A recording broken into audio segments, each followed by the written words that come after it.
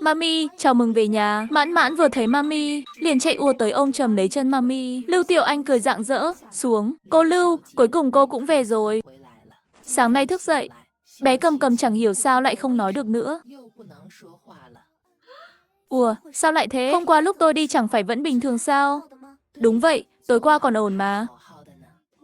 Mami, tối qua em gái gặp ác mộng, bị giật mình tỉnh giấc, có lẽ vì thế nên mới không nói được nữa.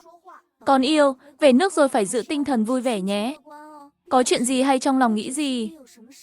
Nhất định phải kể với Mami. Vài ngày nữa Mami dẫn các con đi Universal Studios chơi thật đã, được không nào? Cô nhóc gật đầu lia lịa, cười ngọt ngào như đường. Lúc này, Đế Bắc Thần vừa về tới đế cảnh Mãn Phủ, định bước xuống xe. Lại phát hiện trên ghế bên cạnh có một chiếc vòng cổ tinh xảo. Đế Bắc Thần khẽ nhếch mép, nụ cười khó đoán. Nhét luôn món đồ vào túi, rồi lấy điện thoại nhắn tin cho Lưu Tiểu Anh. Đồ của cô rơi trên xe tôi rồi. Gửi xong, cất điện thoại, anh mới bước vào biệt thự. Vừa vào cửa đã thấy một người ngồi trong sảnh. Thiếu gia Tiêu, anh không ở nước ngoài sao? Sao lại ở đây? Tất nhiên là đến thăm bé Uyển Uyển rồi. Anh chẳng phải nhắn tin bảo tôi. Mấy hôm trước bé đã nói được sao? Chuyện quan trọng thế này sao mà chậm trễ được?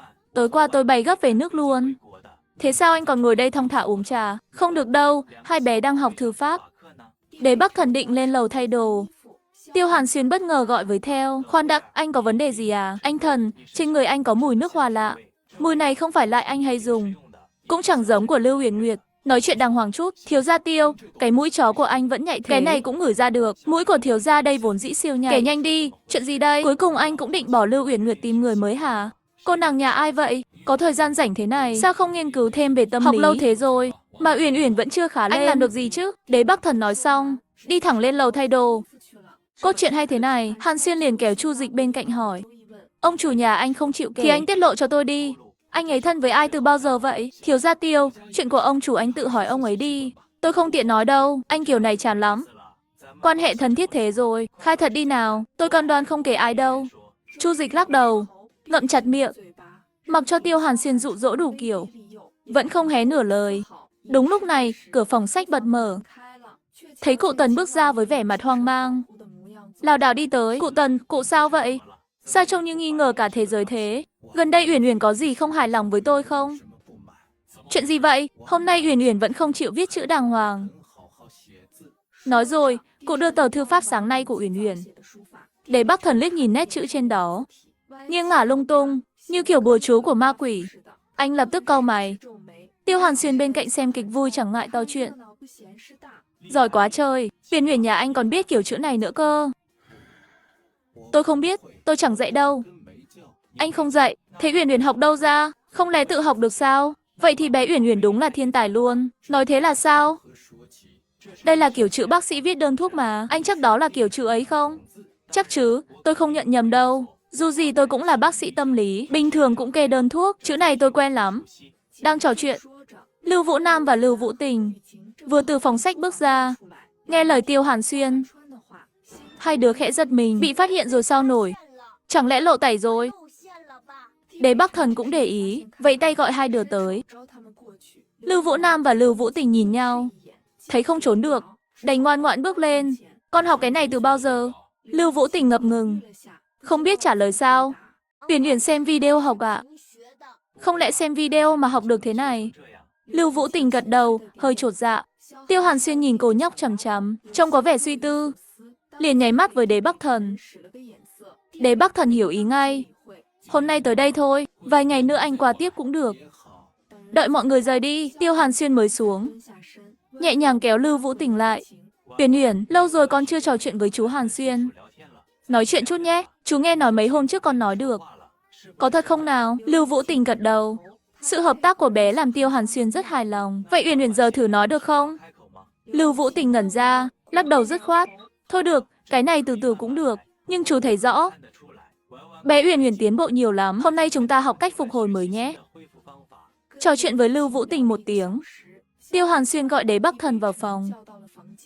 Phát hiện gì chưa? Tình hình của Uyển Uyển có vẻ đang tốt lên. Bé giao tiếp với người khác khá hơn. Trước đây tôi hỏi bé 10 câu mà bé trả lời một câu là tôi đã mừng lắm rồi. Nhưng hôm nay, câu nào bé cũng đáp. Vậy là Uyển Uyển đang hồi phục nhanh. Không hồi phục nhanh thế này chưa chắc đã tốt. Anh Thần, anh thường bận rộn, có thể không để ý mấy chi tiết nhỏ. Nhưng lúc trò chuyện vừa nay, tôi thấy Uyển Uyển khác hẳn trước đây. Khác ở đâu? Nói hết một lần đi. Tính cách, hành sáu của Uyển Uyển và cả chữ bé viết, cảm giác như do người khác làm vậy. Ý anh là sao? Tôi nói thế này nhé. Trước đây Uyển Uyển trầm lặng, thường chìm trong thế giới của riêng mình. Nhưng giờ thì, sự chú ý dường như không còn chỉ ở thế giới riêng nữa. Ngồi chưa đầy nửa tiếng, mắt bé cứ nhìn quanh liên tục. Đây là dấu hiệu khám phá thế giới bên ngoài, nhưng đồng thời bé lại cố kìm nén, sợ chúng ta phát hiện sự thay đổi, nên ra vẻ ngoan ngoãn. Rồi sao nữa, anh định nói gì? Cái này tôi chỉ tạm đoán thôi, chưa dám kết luận. Sao video bị lắc thế này? Hóa ra điện thoại hết tiền. May mà đầu tháng tôi nạp ở trung tâm mua sắm Douyin. Để chứng minh thêm, sự khác biệt lớn thế này, hoặc là đã hồi phục hoàn toàn, hoặc là vấn đề rối loạn nhân cách. Không thể nào, Uyển Uyển còn nhỏ thế, sao có chuyện đó được? Tôi bảo rồi, đây chỉ là suy đoán thôi, nên cần tiếp tục quan sát thêm. May sao mấy hôm nay tôi rảnh, ở lại đây luôn. Chuyện tâm lý không thể kết luận ngay được. Tôi cũng mong là mình cảm nhận sai.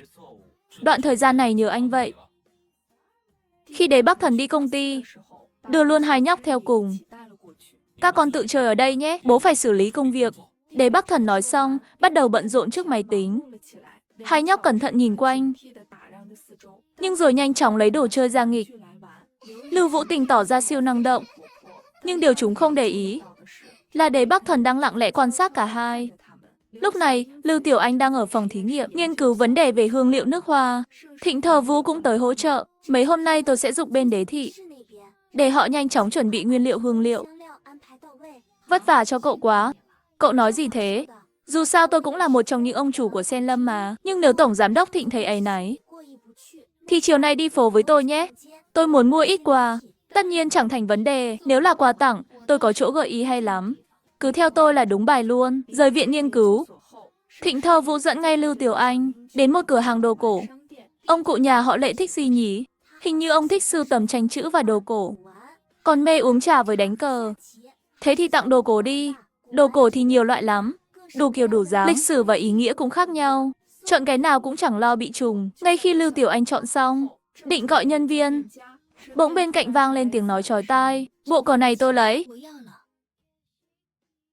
Ồ, này, Lưu Tiểu Anh, trùng hợp ghê, lâu lắm không gặp rồi nhỉ? Lưu Tiểu Anh chẳng thèm để ý hai người kia. Lịch sự nói với nhân viên, phiền anh gói lại giúp tôi. Cảm ơn, nhân viên mỉm cười gật đầu, lấy bộ cờ từ trong quầy ra để gói.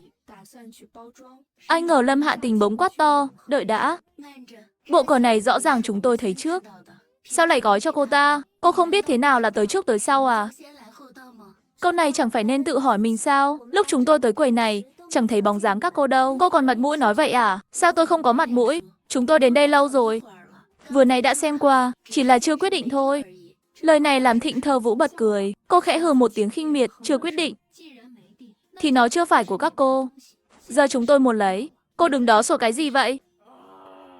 Cô bảo ai sủa, chẳng phải chính cô sao? Cô gái này, nói chuyện khó nghe thế. Tôi còn lời khó nghe hơn đấy. Thứ nhất, Tiểu Anh nhà chúng tôi không quen các cô, cũng chẳng liên quan gì tới nhà họ Lưu. Nên, cô làm ơn đừng lần nào gặp cũng bám theo làm phiền, đụng chạm lung tung. Các cô chẳng lẽ không biết mình phiền hơn cả ruồi sao? Tỏa mùi khó chịu thế này, nhìn thêm cái nữa là thấy buồn nôn luôn. Ban đầu tôi chẳng muốn để ý các cô, ai ngờ các cô không biết mình biết người gì cả. Đúng là vừa ngốc vừa làm người ta phát ớn. Cô bảo ai là ruồi? Bảo cô thì sao nào? Lâm Hạ Tình tức đến đỏ cả đầu, giơ tay định tát Thịnh Thờ Vũ. Lưu Tiểu Anh nhanh như chớp, nắm ngay cổ tay Lâm Hạ Tình. Sao? Cô còn định ra tay à? Cô ta mắng tôi với chị Uyển Nguyệt, tôi không được làm gì sao? Lâm Hạ Tình vừa gào lên vừa vùng vẫy. Nhưng không ngờ sức Lưu Tiểu Anh lại mạnh đến vậy, dãy mãi chẳng thoát ra. Thả tôi ra, không thì tôi đánh cả cô luôn. Lâm Hạ Tình, bao năm nay rồi, cô đúng là chẳng thay đổi chút nào. Vẫn thích làm chân sai cho Lưu Uyển Nguyệt. Cô bảo ai là chân sai? Đồ thấp kém, cô chỉ là người vợ bị nhà họ Lưu dùng bỏ, cũng đòi dạy dỗ tôi. Hay ho thế này, Lâm Hạ Tình giơ tay còn lại, vung mạnh về phía Lưu Tiểu Anh. Lưu Tiểu Anh lập tức đáp trả một cái tát vào mặt cô ta. Lâm Hạ Tình, làm người đừng kiêu ngạo quá. Nhà họ Lâm các cô cũng chỉ nhờ bám váy nhà họ Lưu mới có vị trí như hôm nay, lên mặt với ai cơ chứ? Á, đồ thấp kém, cô dám đánh tôi? Cô dám đánh tôi thật à? Bố mẹ tôi còn chưa từng đánh tôi. Thế thì hay quá. Hôm nay tôi thay bố mẹ cô dạy dỗ cô một chút. Thấy tình hình càng lúc càng căng, Lưu Huyền Nguyệt lúc này mới lên tiếng, Tiểu Anh, cô làm vậy có hơi quá không? So với kiểu âm thầm gây chuyện, rồi ung dung xem kịch của cô, tôi quá cái nỗi gì? Nhanh dẫn con chó của cô cút đi. Lâm Hạ Tình không đứng vững, cả người va vào Lưu Uyển Nguyệt. Lâm Hạ Tình ngay lập tức, bực tức nói với nhân viên bên cạnh. Anh thật sự định bán cờ cho người phụ nữ này. Anh có biết, người này vốn chẳng có tiền đâu. Chưa hết, người này trước kia còn làm kẻ thứ ba. Hại chị Uyển Nguyệt của chúng tôi bị thương, đến giờ chân vẫn chưa lành, giờ còn dám đánh người. Khách kiểu này mà các anh cũng tiếc. Khách khác nghe vậy, không khỏi nhìn Lưu Tiểu Anh với ánh mắt khinh bỉ. Lâm Hạ Tình thấy thế, lòng đắc ý vô cùng. Đồ ở đây, món nào cũng cả triệu trở lên. Cô mua nổi không? Lâm Hạ Tình, nếu cô chậm hiểu không biết suy nghĩ, thì giờ tôi sẽ làm rõ với cô. Cô bước chân một chút. Lâm Hạ Tình tưởng cô lại định đánh. Theo phản xạ lùi lại một bước. Ai ngờ Lưu Tiểu Anh chỉ rút ra một tấm thẻ đen. Chẳng phải là tiền sao? Ai mà không có. Lưu Tiểu Anh đặt thẻ đen lên quầy một cái bộp, nghiêm mặt nói với nhân viên, bộ cờ mà người này thích, chứng tỏ cũng chẳng ra gì. Cửa hàng anh có cái nào tốt hơn không? Tôi lấy. Nhân viên tròn mắt nhìn. Tất nhiên là có. Cô đây, mời theo tôi. Xong xuôi, nhân viên dẫn Lưu Tiểu Anh và Thịnh Thơ Vũ vào phòng VIP. Lâm Hạ Tình đứng ngẩn ra, mặt đầy vẻ không tin nổi. Ngày nay còn có người trơ trẽn thế này sao? Đổ oan cho người khác, mình làm kẻ thứ ba, lại đi mắng người ta. Kẻ thứ ba thường chẳng biết mình biết người. Nói chẳng ra là không biết. Các cô nói bậy gì đấy? Các cô chẳng biết gì hết. Đứng đây lắm mồm làm gì, còn không cút đi. Đúng là số làm chân sai mà. Tiểu Anh, đừng giận nữa, chúng ta không chấp tiểu nhân làm gì. Chẳng đáng đâu, kiên tâm. Tôi chẳng thèm để họ vào mắt. Không phải thứ gì cũng đáng để tôi phí cảm xúc. Đang nói, nhân viên mang ra một bộ cờ. Cô đây là bộ cờ chất lượng nhất của cửa hàng chúng tôi.